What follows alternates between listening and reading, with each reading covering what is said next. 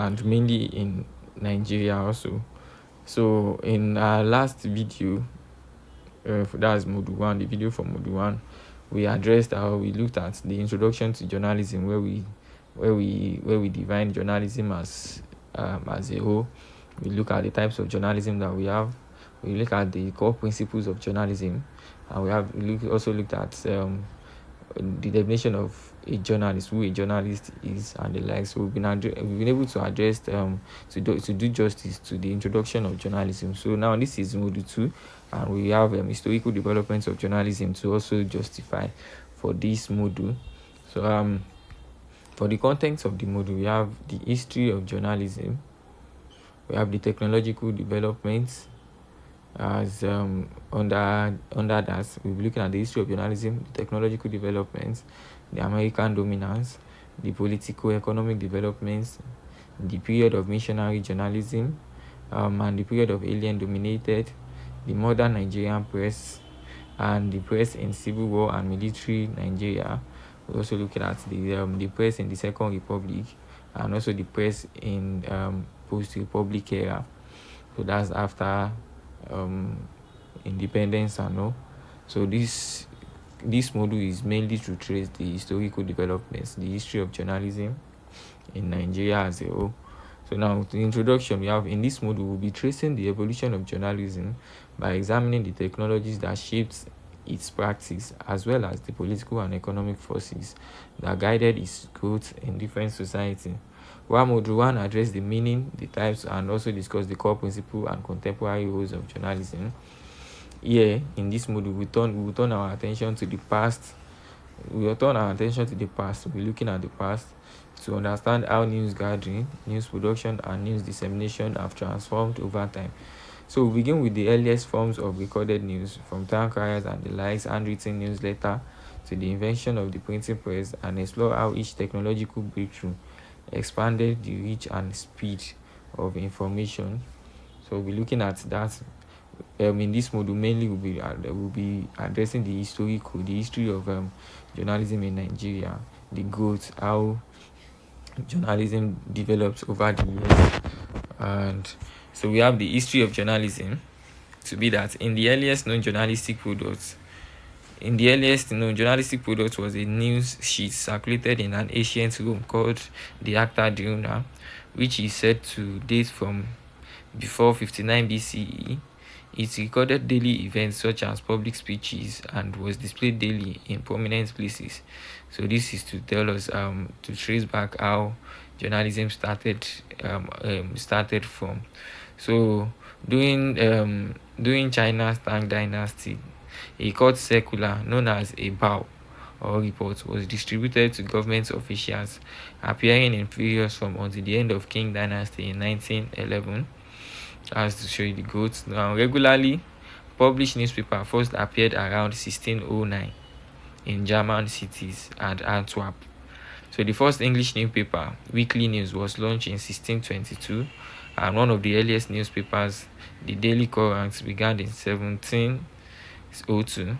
Initially hampered by government censorship, taxes, and other restrictions, 18th century newspaper eventually gained reportorial freedom and the essential role they still held today. So that is where we've been able to trace the growth of what we've known as press or journalism from different centuries, from 1622 to 1702, 1609, and the 18th century newspaper, which eventually gained reportorial freedom.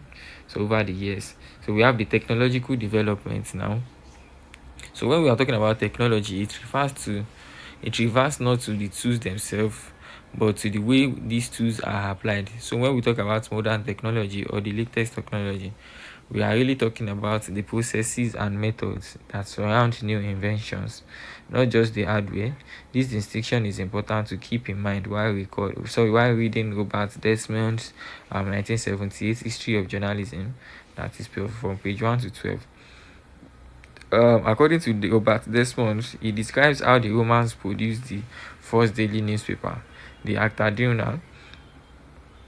Regardless of weather, soldiers stationed in the freezing Alps or the scorching Sahara or the Scottish Sahara would gather on the parade ground at least once in a week to hear the actor read aloud. So this is like the old way through which journalism started from, and that's like at the owner where information is passed across. Though it's might there have been some technological developments which has made information easier for people, for the audience to hear now, compared to what we have here, that soldiers stationed in the freezing Alps or the scorching Sierra would gather on the parade ground at least once in a week to hear the actor read aloud. So this practice helps keep the troops under the control and motivated. So we are assuring them that we belong to the greatest nation, that their comrades were winning new victories, that the government was planning pension increases, and that gossip and sports news were being shared. So in this way, the news acted as a tool of morale and governance to the soldiers and governance, sorry, to the soldiers or the troops. So now we'll be looking at the American dominance. The development of journalism technology is often presented through a US lens. So that is, we cannot talk about development of journalism technology and not address it from the lens of the US. This perspective makes sense because after the steam-powered rotary press was invented in Germany by Walter Koenig in 1811, that is 3 years before its first use in America. That is before its first use in America. Many of the key innovations, telegraph, telephone, radio news, and televisions indeed emerged in the United States. However, this list reflects an ethnocentric bias. For example, the claim that the first regular TV schedule originated in Schenectady, New York, is contested. The BBC in London is widely recognized as having launched the world's first regular television service in 1936. So now we will also looking at the political economic developments. This has to do with the political and economic developments, their impact in the development of journalism. The history of journalism in England shows how political power and market forces have shaped the press. However, under the Tudor monarchy, the crown tightened control over publishing, and even after Parliament gained supremacy, it kept strict licensing in place. The Printing Act lapsed in 1695 left England the only European country without a press licensing regime, opening the way for a freer newspaper market. People were able to print, to write news, and even sell to the masses. So newspaper market. These include freedom of the press, development of newspaper, and the fourth estate. That is, it gives room for economic growth in the aspect of newspaper. People were able to develop newspaper, write news, invent in news writing. So now the period of missionary journalism, we have that history of print journalism in Nigeria now began in 1846 when the Presbyterian mission installed a printing press in Calabar. So this press was originally intended for religious purposes, producing books, pamphlets, essays, and short stories that focus mainly on spiritual and cultural topics. So if you are to trace this history of print journalism in Nigeria, that it was said that it began in 1846, where the main purpose of this was to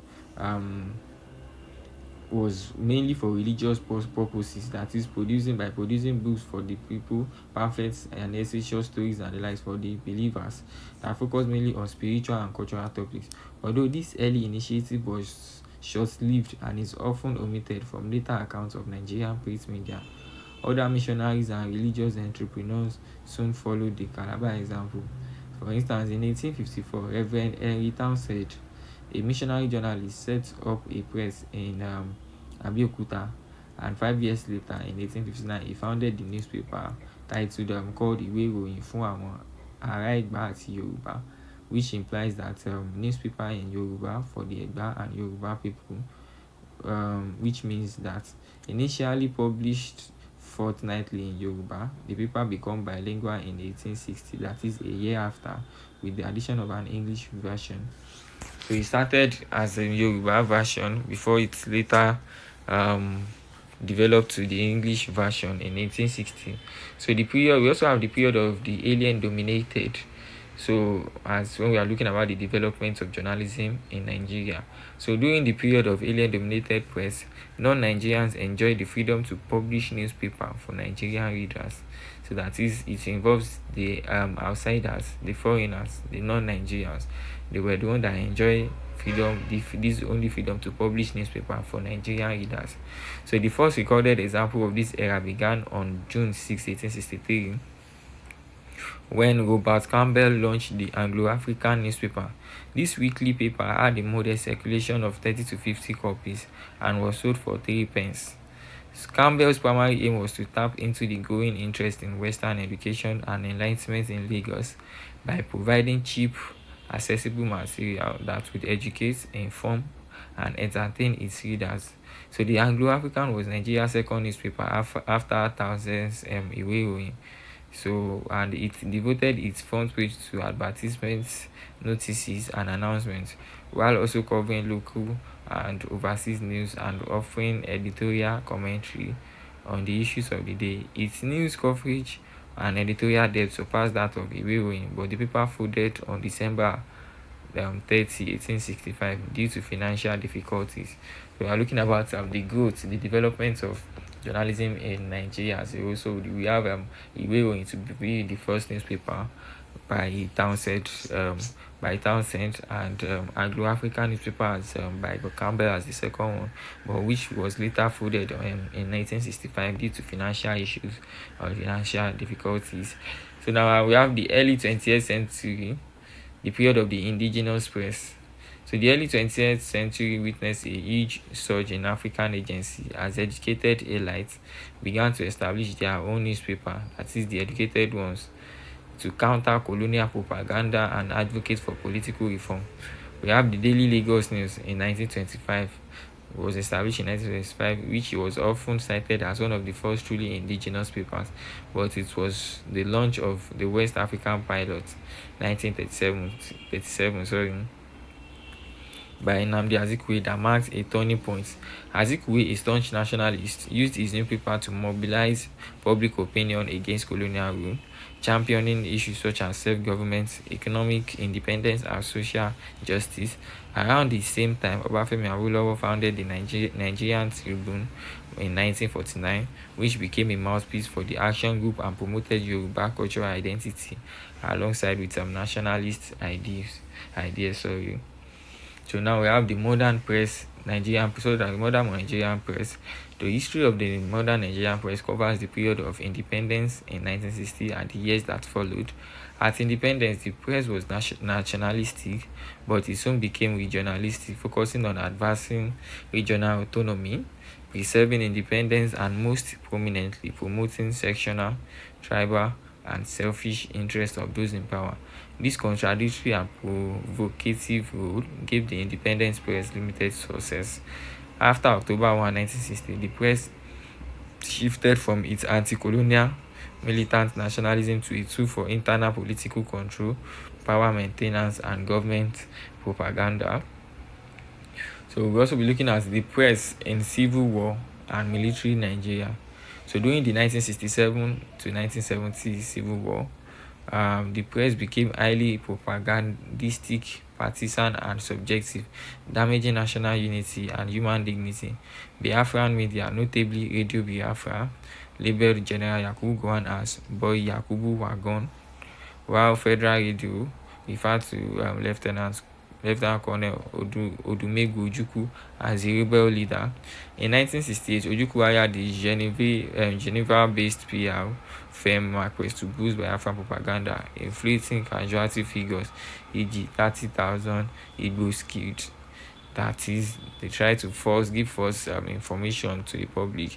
The federal side later countered with its own propaganda using slogans like "To keep Nigerian one is a task that must be done."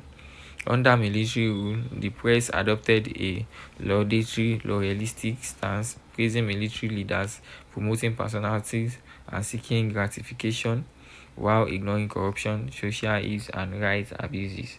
attention was paid to only the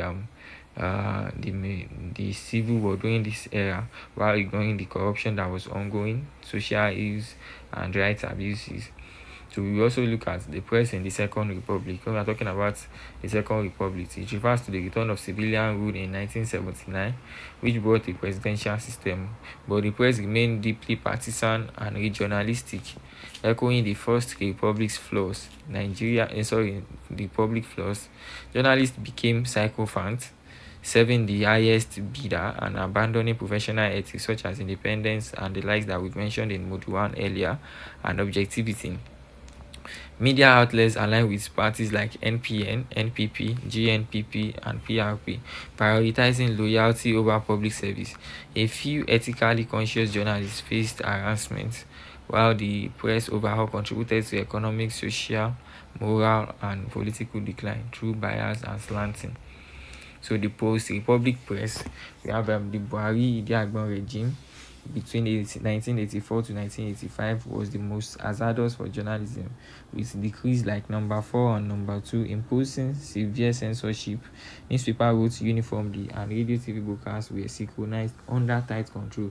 That is, there was no the freedom of press was strictly limited and under tight control.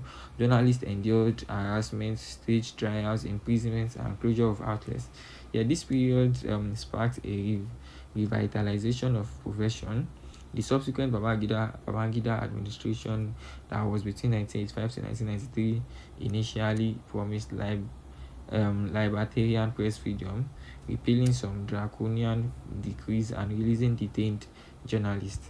So we have, in conclusion, the journey of journalism in Nigeria has been able to reflect dynamic evolution shaped by colonial legacy, nationalist struggles, regional rivalries, military authoritarianism, and democratic aspirations. From the missionary press of the mid-19th century to the vibrant indigenous newspaper that championed independence, Nigerian journalism has continuously adapted to socio-political changes. The post-independence era witnessed a shift from nationalistic fervor to regional partisanship, followed by propagandistic